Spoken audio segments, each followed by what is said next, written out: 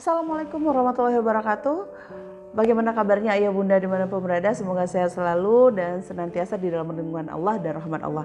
Nah, di pertemuan kali ini, di video kali ini saya ingin mengajak ayah bunda untuk berbicara tentang isu-isu bullying. Jadi kan sekarang banyak sekali kita dapati di lembaga-lembaga pendidikan kita, di sekolah-sekolah, baik sekolah menengah atas maupun sekolah menengah pertama. Kita temui anak-anak kita yang banyak melakukan bullying terhadap teman-temannya. Nah, ini merupakan isu yang penting dan juga mengkhawatirkan kita. Apakah anak kita termasuk pelaku atau korban? Nah, dua-duanya mengkhawatirkan bagi orang tua. Nah, bagaimana sih sebenarnya untuk kita mencegah dan terutama kita perlu mengenali terlebih dahulu penyebab terjadinya bullying. Nah, untuk mengetahuinya dan mengenali supaya kita bisa mencegah dengan baik, ikuti terus videonya. Nah, ayah bunda, untuk kita dapat mencegah terjadinya bullying atau kita bisa mengantisipasi agar anak kita tidak melakukan bullying atau terdampak ya dari perilaku bullying itu sendiri, kita perlu mengenali penyebab bisa terjadinya bullying atau penyebab yang menyebabkan anak-anak kita bisa melakukan perbuatan-perbuatan tersebut. Nah, apa saja yang mungkin bisa kita kenali dengan gejala-gejala perilaku yang nampak ya. Nah, kadang-kadang kita berpikir kita ingin mencegahnya, tapi kita perlu wawasan dan kita perlu pengetahuan supaya kita tahu betul apakah anak kita menunjukkan perilaku-perilaku tersebut. Nah, yang pertama adalah kita perlu mengenali penyebab terjadinya bullying adalah anak-anak kita atau remaja kita pernah mendapati atau melihat tontonan-tontonan kekerasan. Jadi saat ini kan kita sering melihat banyak tontonan maksud saya peristiwa-peristiwa kekerasan, kejahatan yang ditampilkan di media sosial ya, dan itu mudah sekali untuk diakses dan terlihat dengan jelas bagaimana perbuatan-perbuatan mereka di dalam aksi kekerasannya itu.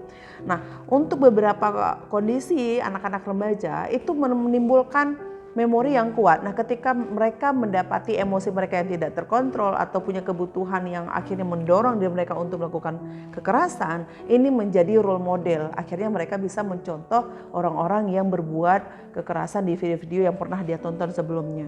Atau bahkan dia sering menonton berita-berita atau melihat kekerasan itu pada usia dini, dan itu menjadi memori yang kuat yang melatar belakangi dia bisa saja menimbulkan hal itu karena pada anak usia dini dia memiliki kecenderungan untuk mencontoh lebih besar tanpa dia memahami. Nah, kalau itu terjadi dan dibarengi dengan yang kedua adalah pola asuh yang salah atau pola asuh yang tidak mampu membackup, menghadirkan perilaku yang positif pada anak kita, ini dapat memunculkan kemungkinan bahwa anak kita akan didominasi oleh perilaku-perilaku buruk, dan ketidakmampuan manajemen emosi di dalam rumahnya dan itu tidak dia dapat di dalam bimbingan orang tuanya, maka akan membuat dia akan meluapkan emosi tanpa teratur dan tanpa terkontrol. Ini adalah salah satu yang menyebabkan mereka dapat melakukannya pada teman-temannya di luar ketika mereka memiliki kuasa. Berikutnya, ketika kita sudah mengetahui dua penyebab itu, penyebab berikutnya adalah dia bisa juga sebagai korban bullying. Jadi banyak sekali korban bullying itu dapat melakukan bullying. Artinya korban dapat nantinya menjadi pelaku gitu. Karena bisa saja emosi yang dia rasakan pada saat dia menjadi korban tidak terlampiaskan. Apakah dia tidak mempunyai power, apakah dia tidak mempunyai kesempatan, atau mungkin dia tidak memiliki keberanian pada saat itu. Nah, dia akan melakukan di kemudian hari ketika dia sudah memiliki cukup kekuatan atau punya alasan yang kuat untuk dapat melakukan bullying itu kepada orang lain atau pelampiasan. Nah, dia mungkin juga tidak mengetahui apakah dia bermaksud untuk melampiaskan atau tidak. Kadang-kadang dorongan emosional yang kuat itu mempengaruhi sikap dia kepada teman-temannya. Nah, berikutnya itu adalah dia ingin menunjukkan kekuasaan. Jadi anak-anak remaja kita, apalagi remaja awal, dia ingin mendominasi di antara teman-temannya. Dia ingin mengambil kontrol, mengambil alih di antara kelompok teman-temannya. Dengan cara salah satu yang buruk adalah melakukan penindasan atau bullying terhadap kawan-kawannya.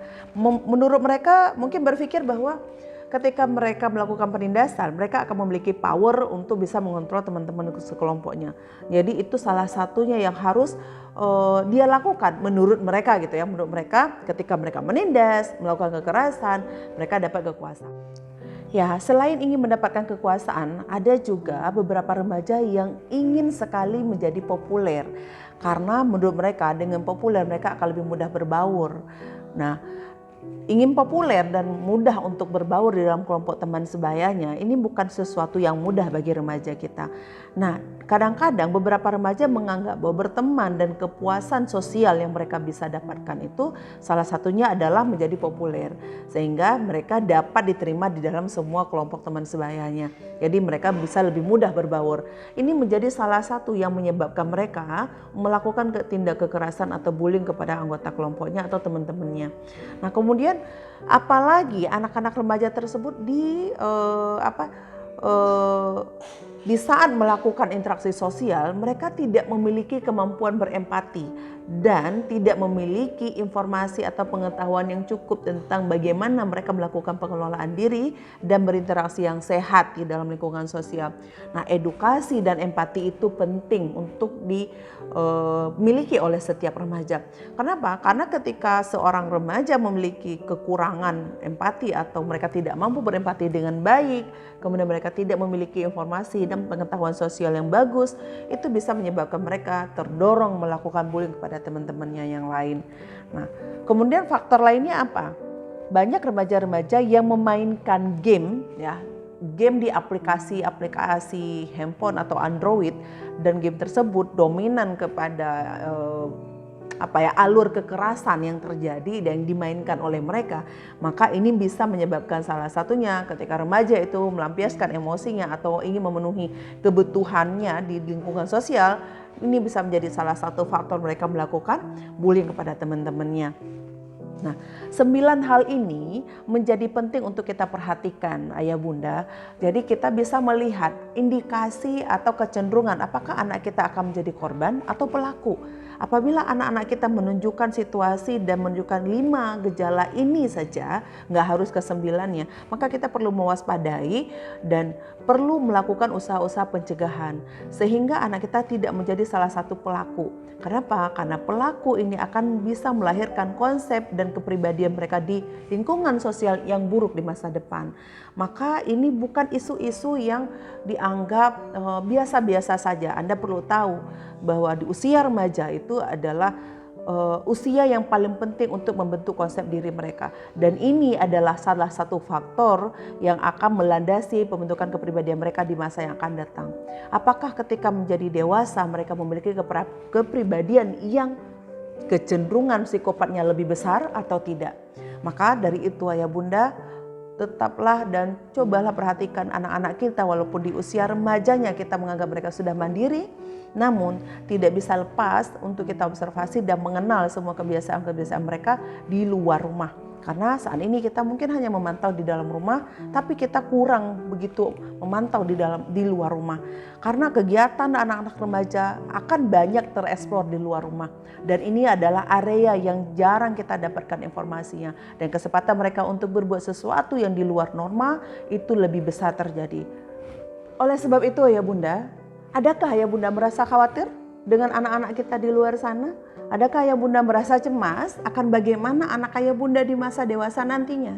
Nah, perlu Anda ketahui bahwa ketika kita paham anak kita di luar rumah dan di dalam rumah, maka itu akan memberikan cukup informasi untuk diri kita, membantu mereka mengatasi berbagai macam konflik yang muncul di lingkungan sosial mereka. Ya bunda, konflik yang kecil yang kita anggap oleh orang dewasa belum tentu kecil yang dianggap oleh anak-anak remaja. Jadi ayah bunda, tetap perhatikan dan tetap fokus memantau ya aktivitas anak-anak ayah bunda di luar rumah, karena sesi di luar rumah atau aktivitas di luar rumah itu adalah aktivitas pembentukan diri untuk membangun keyakinan diri mereka akan kapasitas diri mereka. So ayah bunda, perhatikan terus anaknya dan terus dukung, bimbing dengan cara-cara yang positif.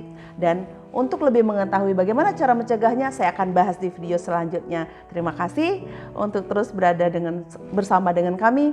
Assalamualaikum warahmatullahi wabarakatuh.